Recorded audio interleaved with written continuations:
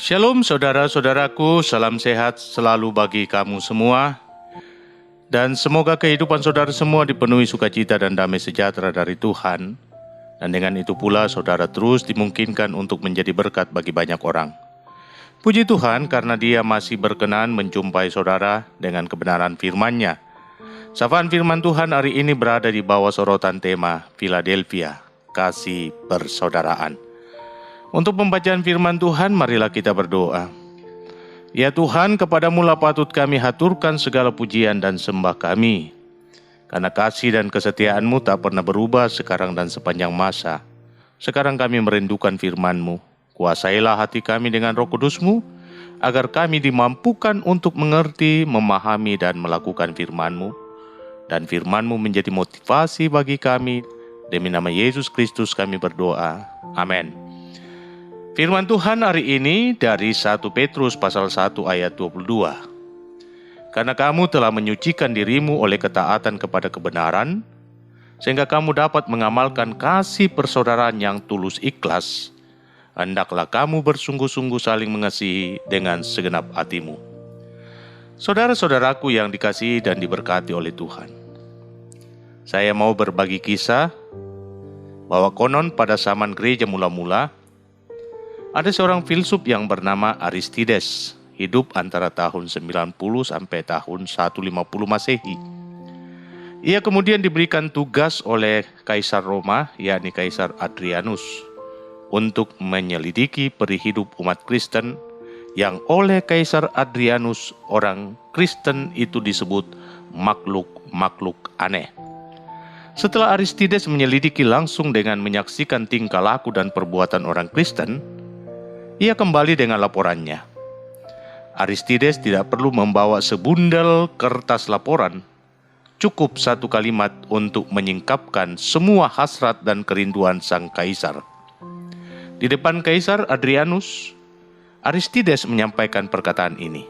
Lihat, bagaimana mereka saling mengasihi satu dengan yang lain. Tentu kata-kata ini tidak hanya untuk memenuhi hasrat keingintahuan Kaisar Adrianus, tetapi lebih daripada itu, menjadi autokritik bagi gereja Tuhan pada zaman sekarang ini. Apakah kehidupan dalam kasih persaudaraan masih terpelihara dengan baik? Ya, pertanyaan ini patut kita alamatkan kepada diri kita masing-masing. Apakah hidup saya masih diwarnai dengan kasih? Jika hidup saya sudah hambar kasih, masih layakkah saya mengklaim diri saya sebagai pengikut Kristus? Ataukah menyebut diri anak Tuhan?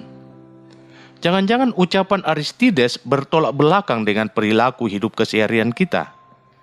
Jangan-jangan ucapan yang tepat bagi diri saudara dan saya, bagi persekutuan kita demikian. Lihatlah, bagaimana mereka saling melukai satu dengan yang lain.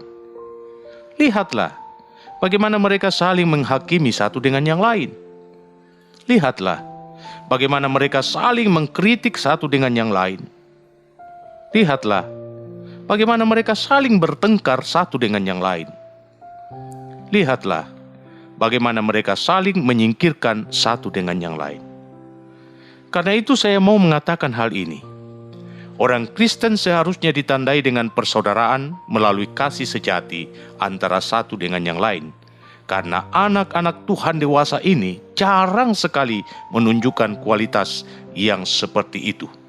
Saudaraku, kita harus tahu bahwa surat ini ditulis oleh Rasul Petrus bagi mereka yang hidup sebagai orang asing di dunia yang tidak ramah. Surat ini dituliskan kepada umat Kristen yang ada di diaspora, perantauan. Hidup umat Tuhan yang menjadi alamat surat ini sedang terluka. Mereka sangat tertekan, hidup dalam berbagai-bagai ujian dan pencobaan. Beberapa dari mereka bahkan dikejar dan dibunuh. Apalagi saat itu Kaisar Nero yang menduduki takhta di Roma, kegilaannya membuat ngeri bagi orang yang ingin menjadi Kristen.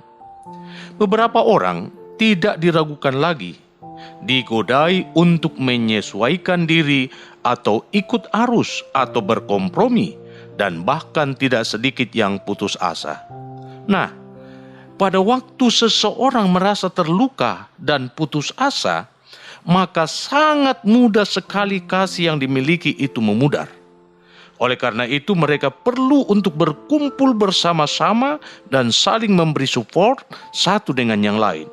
Mereka memerlukan satu komunitas di mana mereka dapat diterima dan disambut sebagai saudara. Semangat seperti inilah yang hendak ditanamkan oleh Rasul Petrus, sehingga dalam suratnya ini dia menggambarkan kasih yang harus terbangun di antara anak-anak Tuhan dengan menggunakan kata Philadelphia. Kata ini saudara-saudara, tidak akan pernah kita temukan dalam literatur apapun juga kecuali dalam literatur Kristen. Kata ini terdiri dari dua kata yang dirangkai jadi satu, yakni filio atau filia yang berarti kasih atau mengasihi, dan adelphos yang berarti brother, saudara. Jadi dapat kita mengerti apa tujuan dari Rasul Petrus menuliskan surat ini. Tidak lain agar semua orang Kristen memandang sesamanya sebagai saudara kandung yang harus disambut dan dikasihi. Mereka harus saling menyapa, "Bro, aku mengasihi engkau sebagaimana Tuhan mengasihiku." Tentu sapaan ini akan memberikan dorongan untuk tidak menyerah dalam menghadapi tantangan karena ada orang lain yang bersama-sama dengannya. Karena itu camkan hal ini. Tidak ada kasih yang sempurna selain kasih seorang yang siap berkorban untuk orang lain. Dan jika saudara melakukannya, saudara layak disebut anak Tuhan. Tuhan Yesus memberkatimu.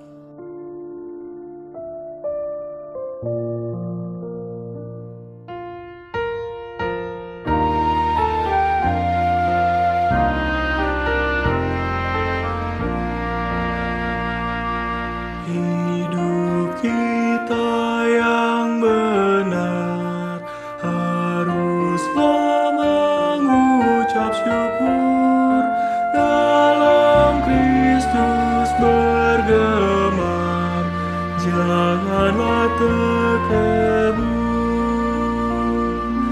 dalam susah pun senang, dalam segala hal. Aku bermazmur dan ucap syukur, itu kehendaknya.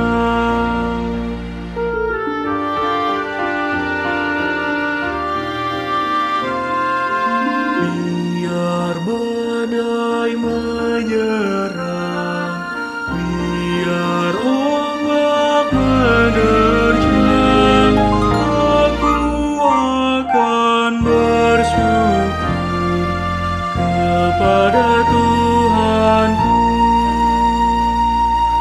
Dalam susah pun senang, dalam segala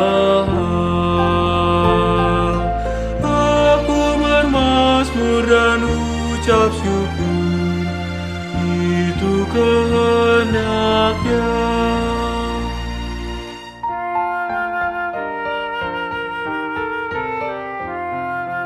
Apa arti hidupmu?